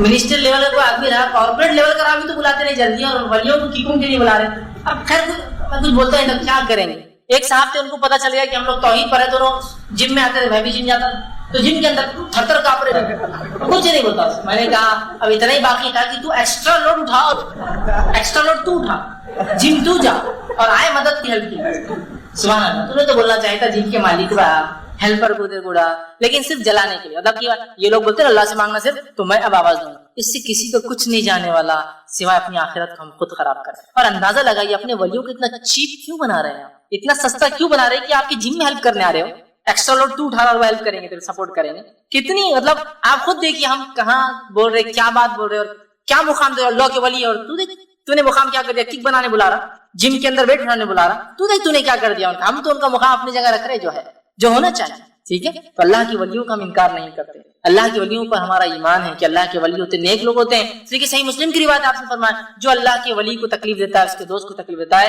اللہ اس کے اوپر ایک بھوکے شیر کے ساتھ ٹوٹ پڑتا ہے، مانتے ہیں تمام چیز، لیکن ہم نے غلو نہیں کیا ان کو ان کے مقام سے اونچا، جیسا عیسیٰ ابن مریم کے ماننے والوں نے عیسیٰ علیہ السلام کو نوبت سے اٹھا کر، رسالت سے اٹھا کر جو ہے عبادت تک لے گئے، ہم غلو نہیں کرتے، نہ کسی نبی کی ذات میں، نہ کسی صحابی کی ذات میں، نہ کسی ولی کی، ٹھیک۔ اسی طرح جو ہے دوسرا، تاگے، دھاگے، سیپی، کوڑی، منکا، پتھر، انگوٹھی، مالا، لیمبو، بھلاوا، ناریل، مرچی، چاول، تعویذ، خبر کی مٹی، کپڑا، انگوٹھی، کاغذ، انڈے، اور اسی طرح جو ہے حروف مقطعات، یا اسی طرح جو ہے گھوڑے کی نال یا امام ضامن، یہ تمام چیزوں کا باندھنا، لٹکانا، چپکانا، کھانا، دھونا، ٹھوکنا، دبانا، چھپانا، یہ تمام چیز سب، اس کے علاوہ بھی اور کیا کیا ہو سکتے ہیں آپ اپنے اس میں اندازہ لگائیے اور اس میں ایڈ کر ڈالیں، یہ سب چیز تو میں نے دیکھی ہوتی ہے، سکے بھی ہوتے کبھی ٹھوک دیتے خیر کے لیے، نالے ہوتی ہے، کچھ بھی چیز اگر آپ لگاتے ہیں، ٹھوکتے ہیں، چپکاتے ہیں، کھاتے ہیں، پیتے ہیں، دھو کر رکھتے ہیں، ٹھوکتے، کیلے بھی ہوتے ہیں، پڑھ کے پھوکے ہوئے کیلے، کچھ بھی کرتے ہیں، چیزیں چھوٹی چھوٹی ہیں، لیکن اگر یہ عقیدہ ہے تو یہ تمام چیز اس کو اگر لٹکاتے ہیں، کھاتے ہیں، پیتے ہیں، دھوتے ہیں، چھپاتے ہیں، چٹکاتے ہیں، دباتے ہیں، جلاتے ہیں، جھاڑتے ہیں، بہت سی چیزیں ہوتی ہیں، الگ الگ اعمال ہوتے ہیں، یہ تمام چیزیں اس نیت سے یہ کرنا کہ یہ حفاظت کریں گے، شیاطین کو دور رکھیں گے اور خیر و برکت لائیں گے، یہ تمام شرک ہے۔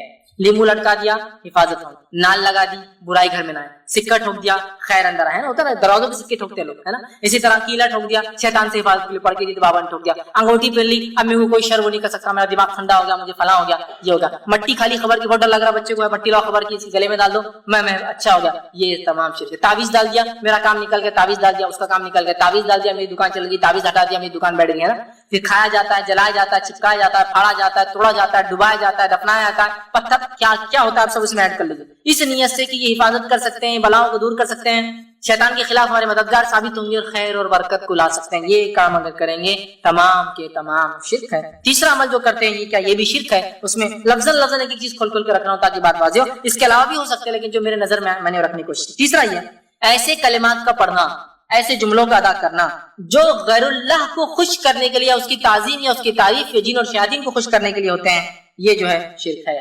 بہت سے کلمات مسلمان پڑھتے ہیں جس کا معنی ان کو خود معلوم نہیں، اور اس لیے پڑھتے ہیں جس میں انبیاء سے دعائیں ہوتی ہیں، شہداء سے دعائیں ہوتی ہیں، شیاطین سے مدد مانگی جاتی ہے، یہ تمام شرک ہے، تمام شرک۔ جب بھی آپ کوئی دعا پڑھے، وظیفہ کرے، پہلے جان لیں کیا پڑھ رہے ہیں، کیا پڑھ رہے ہیں، بہت اہم چیز ہے، یاد رکھیں، ٹھیک ہے، ورنہ شیاطین کو خوش کرنے، انبیاء سے دعائیں ہیں، یا جو ہے پتہ نہیں کس کس سے مدد ہے، جو انبیاء اور غیر انبیاء اور پتہ نہیں ولی ہے نہیں ہے، مسلم اور غیر مسلم مدد مانگی جا رہی ہے، اس کو یاد رکھیے، جو بھی کلمات جملے آپ پڑھیں اس بارے معلوم ہو کیا پڑھا جا رہا ہے اور وہ ثابت ہونا بھی چاہیے، اور اسی طرح جو ہے پتا ہو کیا، ورنہ ایسی چیزیں بھی ہوتی ہیں جس میں کلمات غیر اللہ سے مدد مانگنا۔ چوتھی چیز، اللہ کے علاوہ دوسروں کے لیے قربانی کرنا، نذر اور نیاز کرنا، چاہے وہ زندہ ہو، چاہے مردہ ہو، چاہے انسان ہو، چاہے جن یا کوئی غیر ہو، یاد رکھیے یہ شرک ہے۔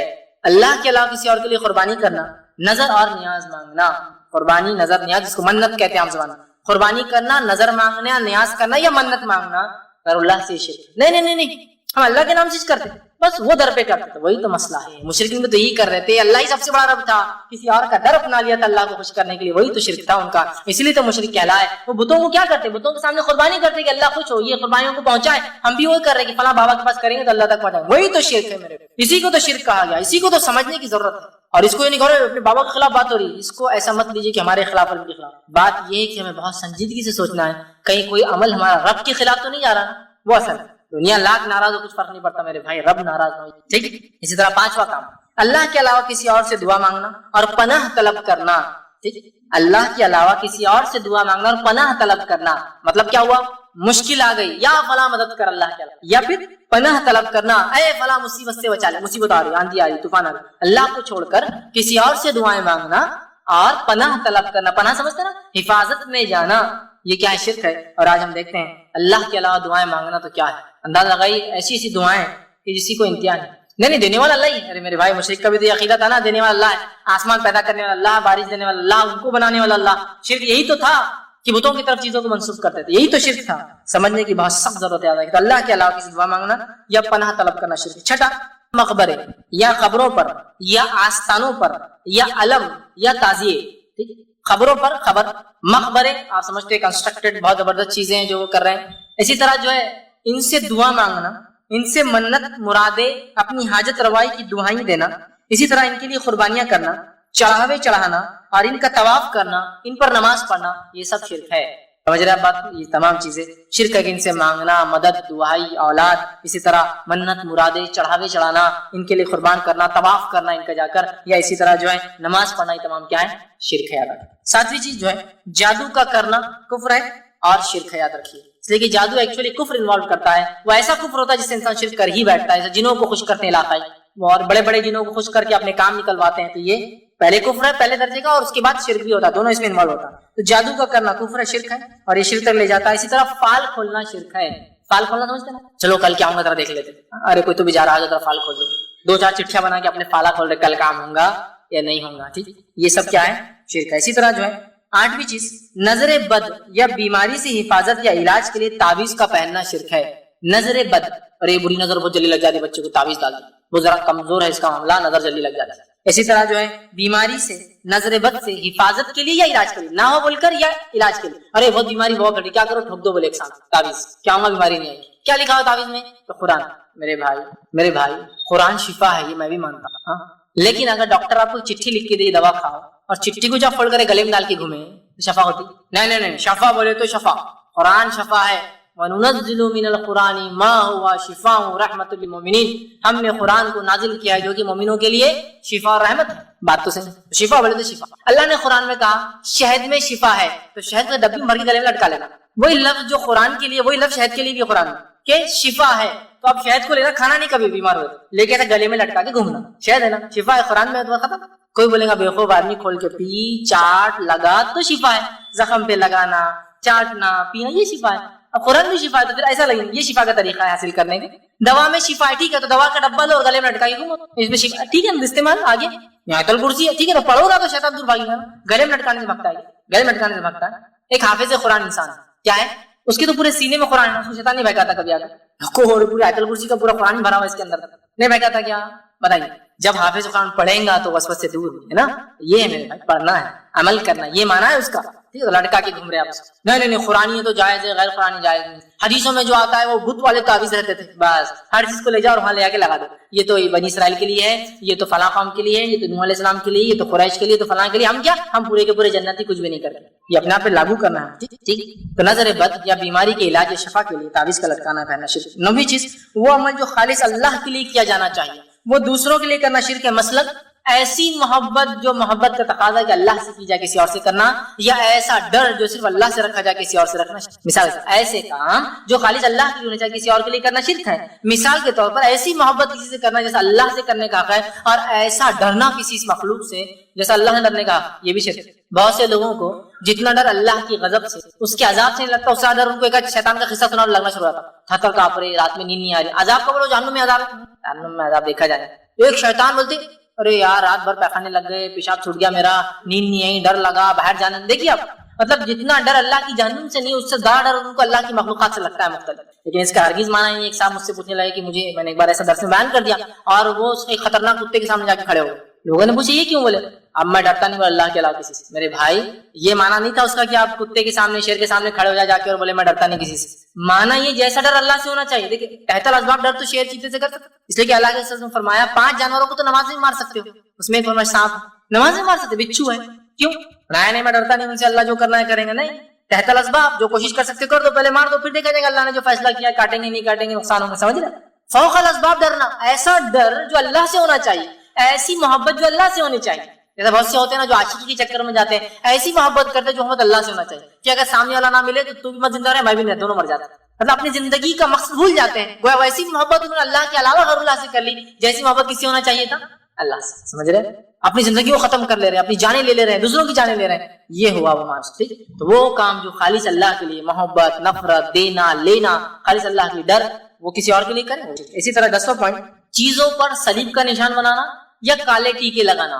چیزوں پر صلیب کا نشان بنانا یا کالے ٹیکے لگانا یا لٹکانا یا اور کوئی شکلیں مختلف اور بھی ڈیزائنز بنانا، ٹھیک، اس نیت سے کہ یہ حفاظت کریں گے، یہ بھی شرک. اسی طرح 11واں پوائنٹ جو ہے، سورج یا چاند یا ستارے، ٹھیک، ان کے اندر ان کے آنے اور جانے میں تاثیرات ہے سمجھنا. تاثیر سمجھنا، تاثیر ہے یہ سمجھنا، اور کام ہونے یا نہ ہونے کا عقیدہ رکھنا، یہ بھی شرک. جیسے کہ آج جو ہے اتوار ہے، اتوار کے دن تھوڑا ٹھیک رہتا، پیر کا دن بہت اچھا رہتا، منگل کا دن بہت برا رہتا، بدھ کا دن تو اور خطرناک ہے. جیسے کہ آپ سب بیمار ہوتے بدھ کا دن تھا، بدھ تو خطرناک ہے. ٹھیک ہے، اس کے بعد جمعہ کا دن بہت اچھا ہے، جمعہ رہا، جمعہ کا دن سب سے اچھا ہے، ہفتے کا دن بہت خطرناک ہے. ڈیفائن کیا نام؟ تو گویا سورج اور چاند اور ستاروں میں تاثیر ہی تو ہے. سورج جب ایک دن نکلتا ہے تو برائی لاتا ہے، دوسرے دن اچھائی لاتا ہے. ستاروں میں ستاروں کا کام سورج کا تو ٹھیک ہے، ستاروں کہاں ستارے نا، منگل برائی لاتا ہے. آج تو منگل ہی نکال دیا منگل. سمجھے؟ ہم نے تو معبود دنیا کو بنا رکھا ہے نا اپنے ہر چیزوں کو. دیکھیے یہی تو ہے سورج اور ستاروں اور سیاروں کے آنے اور جانے میں تاثیر سمجھنا.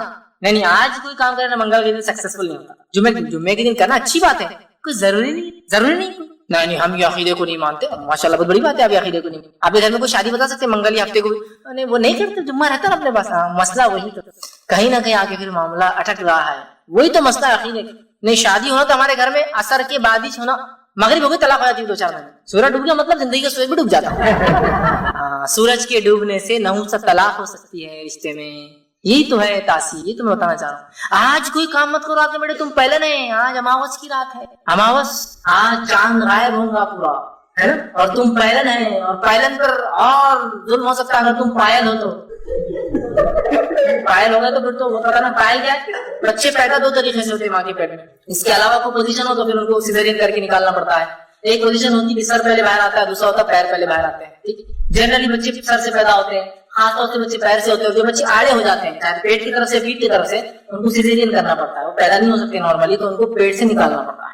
تو پیر سے پیدا ہوئے تھے تو اس پر تم پہلن ہے، اور آج اماوس کی رات ہے. اسی طرح ایک اور رات پورنیما ہے بیٹا، آج پورا چاند ہے تو میرے چاند کو چاند 2 چاند ایک ساتھ نہیں ہو سکتے باہر، اپوزیشن ہو جائے گا تو میرا بیٹا باہر نہیں جائے گا کیونکہ آج پورنیما ہے، پورا چاند ہے. اس سے فلاں ہو سکتا ہے، یہ ہو سکتا ہے، فلاں ہو سکتا ہے، خاندان پر اثر پڑ سکتا ہے، نسلوں پہ اثر پڑ سکتا ہے، تقدیر پر اثر پڑ سکتا ہے، اچھے اور برے پہ اثر پڑ سکتا ہے. تم بیمار ہو سکتے ہو، تم کو نظر لگ سکتی ہے، یہ ہو سکتا ہے. سمجھ رہے بات؟ کہاں گئے تھے تم لوگ؟ گئے تھے دیکھو اماوس ہو گئے تھے تو ہونا ہی چاہیے. پورنیما کے دن یہ کام کے لیے ہونا ہے. شادی تمہاری منگل کو ہوئی تو تمہارے پاس اچھا ہو ہی کیسا سکتا ہے؟ اچھا لگا ویسے تم شنیچر کے دن دکان کھولے تھے تمہاری، تو کہاں سے تمہاری دکان سکسیسفل ہونے والی ہے نا. شادی جب تو اخرب چل رہا تھا، جب تو نہیں چل یہاں پر پتا چل رہا تو اخرب کیسا پیچھے لگتا. شادی ہوئی جنوری اخرب چانس میں شادی طے ہوگی کون سا مہینہ طے کرے؟ آپ دسمبر میں رکھ لیں گے. سب ہوتا ہے ایک بار رک جاؤ، یہ شادی نہیں ہو سکتی. اور وہ آئیڈیا آتا تھا باراتوں کا سواگت تو نہیں کرنا ہے، باراتوں کا سواگت نہیں کرنا ہے. کیا کرنا ہے؟ جنتری لائی جائے پہلے. پھر جنتری لاتا پرانا کیلنڈر پتہ نہیں کیا کیا باری والی کہاں اب نکالو کہ وہ وقت کہیں ستارے اس بروج میں تو نہیں جس کو عقرب کا نام تھا اسکارپین بچھو، کہیں ستارے اس بروج میں تو داخل نہیں ہے اس تاریخ میں، تو عقرب پیچھے لگ جاتا تھا. عقرب مطلب بچھو پیچھے لگ جاتا، لہٰذا ہم نہیں کر سکتے. یہ سب گریک میتھولوجی ہے. اسکارپین کنگ بول کے پکچر بھی ہے، اسکارپین کے اوپر بہت وہ ستارہ ہے، بہت خطرناک ستارہ ہے، وہ کس کے پیچھے لگ جاتا ہے؟ وہاں وہ عقرب لگتا ہے، اسکارپین پیچھے لگ جاتا ہے کسی بھی کام.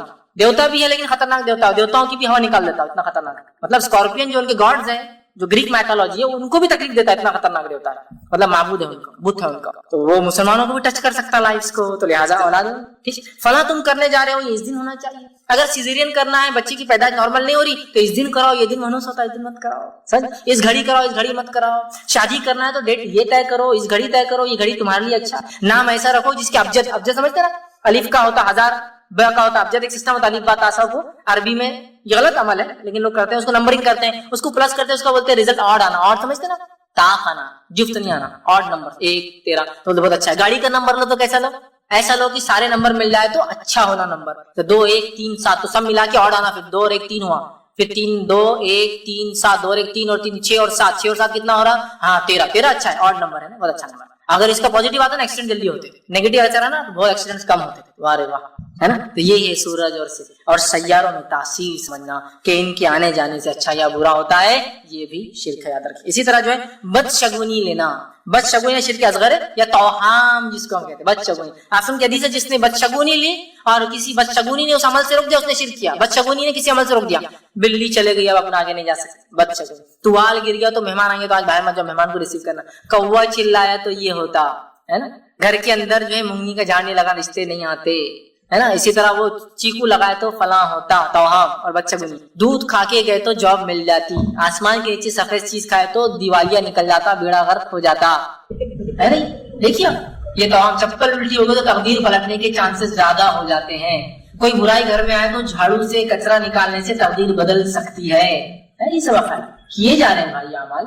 देखिए नमक थोड़ा सा लेके घुमा दिया जाए तो बुरी से बुरी नजरों को निकाल देता है। झाड़ू का फंडा लेकर अगर घुमा दिया जाए तो अच्छी से अच्छे जिन और शैतान का असर खत्म हो जाता है, होता है। अगर पीठ में फला चीज हो गई तो पैलन की चप्पल से अगर किया जाए तो काम निकल जाता है। दूसरा और तीसरा और खुरचर से काम नहीं होता है। तब पहले के बाद दूसरा तीसरा और आखिरी खुरचर होता है, काम नहीं होता। पैलन की चप्पल, चप्पल से इलाज कर सकते हैं, मसला नहीं, लेकिन ये पहलन की चप्पल की ये अकीदा खतरनाक है, ये अकीदा मसला है। मैं ये कह रहा हूँ अमाल के एक अकीदे के बगैर, तो ये सब चीजें क्या है, ये सब शिर्क है। बस शगुनी लेना, तौहाम लेना। इसी तरह जो 13वां जो है रिया, दिखावा करना। कोई अमल, नमाज, रोजा, ज़कात, हज, सदकात, खैरात, लिबास, कपड़े, गाड़ियां, जो कुछ है ये सोच के लेना कि लोगों में भाग जमेंगी, वैल्यू बनती, स्टैंडर्ड बनेगा, नाम लेंगे लोग, फला होगा, पहचान बढ़ेगी, ये तमाम शिर्क है। जैसे आसम की बुखारी की रिवायत है, मन सल्ला युराई फक़द अशरक, जिसने दिखावे की नमाज पढ़ी उसने शिर्क किया। वमन सामा युराई फक़द अशरक, जिसने दिखावे के रोजे रखे उसने शिर्क किया। वमन तसद्दक़ युराई फक़द अशरक, जिसने दिखावे को सदका किया उसने शिर्क किया। सब चीजों के हवाले में नहीं दे पाऊंगा इसलिए बहुत सारे पॉइंट्स इसलिए मैं सरासरी रख रहा हूं। इसी तरह 14.14 है गैरुल्लाह की कसम खाना, अल्लाह के अलावा किसी कसम खाना, काबे की कसम, नबी की कसम, माँ की कसम, बाप की कसम, ये तमाम क्या है, बच्चों की कसम, औलाद की कसम, बड़े की कसम, शौहर की कसम, बीवी की कसम, क्या है, सब शिर्क है। इसलिए कि हम किसी की कसम खा सकते, सिर्फ खाना है तो अल्लाह की। ये मुस्नद अहमद की रिवायत, मन हलफ़ बिग़ैरिल्लाहि फ़क़द अशरक, जिसने अल्लाह के अलावा किसी की कसम उठा ली उसने शिर्क किया। समझ रहे हैं बात को, ये शिर्क है। इसी तरह हम देखते हैं शिर्क कितना है कसमों का, तो बहरहाल कसम खा, चल मेरे बच्चे की कसम मैंने नहीं किया, मैंने नहीं, गलत, हराम, ये कसम हराम है, शिर्क है। 15वां जो है गैब की बातें मालूम होने का या करने की कोशिश करना शिर्क है।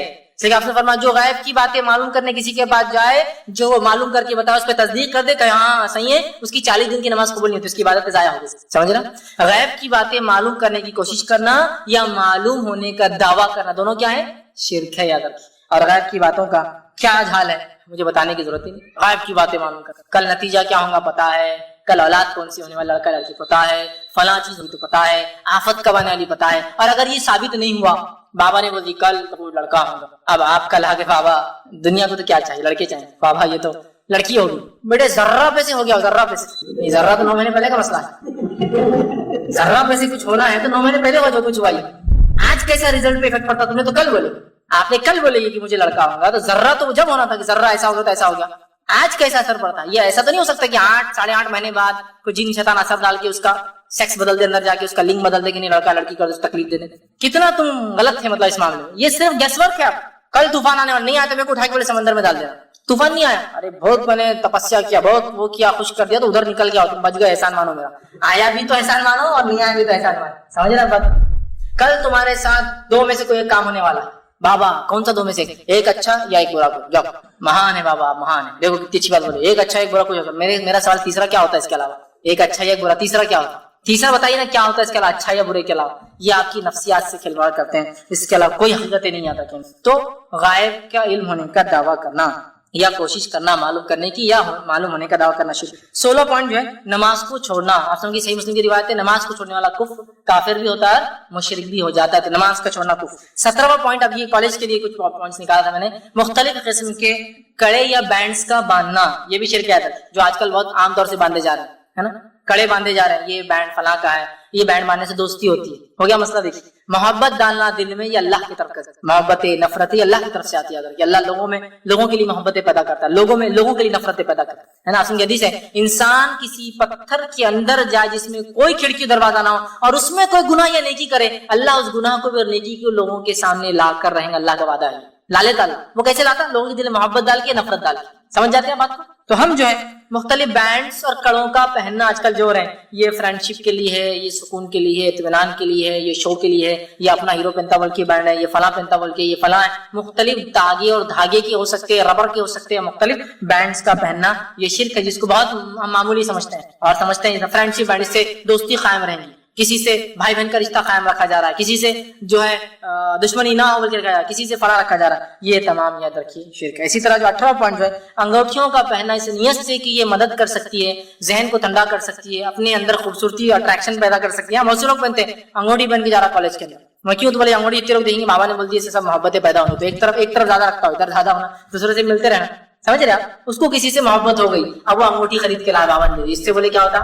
یہ جب تک رہیں گے تو اٹریکشن بڑھ جائے گا، لیکن کتنا رسکی ہے، بابا کے پاس تو کتنے ویسے، یہ بھی تو سوچنا چاہیے نا انسان کے اندر، سمجھ رہے ہیں بات کو؟ عقل نام کی چیز نہیں، اور اکثر یہ جو بابا گیری کرتے ہیں نا، ان کی کچھ شادیاں وادی ہوئی نہیں، ان کو کوئی سمجھے نا، ان سے کوئی محبت کرنے والا ہے نہیں دنیا کے اندر، یہ سب کو محبت بانٹتے پھرتے، ٹھیک ہے؟ تو مختلف رنگز کا پہننا، انگوٹھیوں کا پہننا اس نیت سے کہ محبت پیدا کر سکتے ہیں، ایگزامینیشن میں لکھنے میں آسانی پیدا کر سکتے ہیں، ایگزامنر سے ہماری چٹھیوں کو اوجھل کر سکتے ہیں، چھپا سکتے ہیں، چیٹنگ لے گئے یہ انگوٹھی پہن لو، چیٹنگ اتنی نہیں بول، وہ چکر میں نکالا اور پھنس گئے، آپ بابا پکڑے گا میں ذرہ پیسے بیٹھے، وہ اثر شروع ہونے سے پہلے دیکھ لیا، یہ بابا کا معاملہ نہیں، ذرہ پیسے پورا معاملہ رہتا، کبھی بھی 100% کوئی بھی کام نہیں ہوتا، ذرہ پیسے چوک جاتا۔ تو تم نے جب پہلے نا تو نیت برابر نہیں تھی، نیت تمہاری تھی، جب تم نے پہلے نا تو پیسہ اڑا، تم نے اتار کے رکھے تھے کہ بس اثر ختم ہو گیا تھا اس کا پہلے سے، اور شام میں کہا تو اثر ختم ہو گیا نا بیٹے، اس کو لگا 24 آواز ایک تو ریچارج رہتی ہے، تم نے اتار دی، اثر ختم ہو گیا، اپنے ایگزام سے پہلے تم نے اثر کہاں رہیں گے؟ اب کل دیکھتا ہوں، کل بھی ہنستا تھا، وہ کچھ نہیں ہوتا، سب دکھ جاتا دکھنے والے، سمجھ رہے بات؟ تو انگوٹھیوں کا پہننا شرک ہے، ان تمام نیتوں سے کہ یہ خیر لا سکتی ہے، اس میں ایگزام اچھا جا سکتا ہے فلاں، چونکہ بھلائی لانے کا نیت یہ وہی چیز۔ اسی طرح 19 پوائنٹ وہ یہ کہ جو ہے ٹوٹتا ستارہ، فالنگ سٹارز، ہے نا، قرآن نے بیان کیا جو ستارے ٹوٹتے ہیں در حقیقت وہ شیطان کو مارا جاتا ہے، جب شیطان اوپر جاتا ہے اور کچھ باتیں سنتا ہے تو اللہ کیا کرتا ہے، فرشتوں کو حکم دیتا ہے، فرشتے ایک تارا لیتے ہیں اور تارے کو لے کے کیا کرتے ہیں، پھینکتے ہیں اس کو، جب پھینکتے ہیں تو شیطان بھاگتا ہے اور وہ چلا کے نیچے والے کو بولتا ہے یہ بات تھی، وہ نیچے والے بولتا ہے یہ بات تھی، وہ نیچے والے یہ بات تھی، اس کو لگنے تک وہ